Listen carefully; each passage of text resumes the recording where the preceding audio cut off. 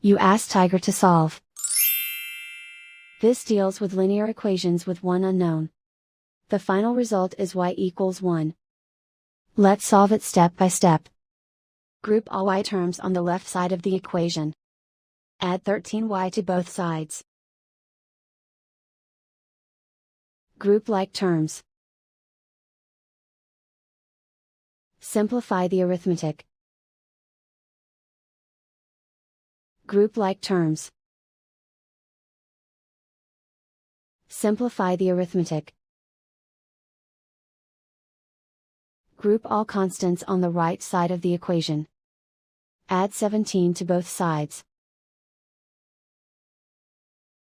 Simplify the arithmetic.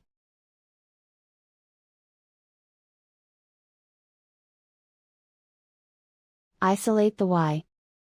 Divide both sides by 5. Simplify the fraction.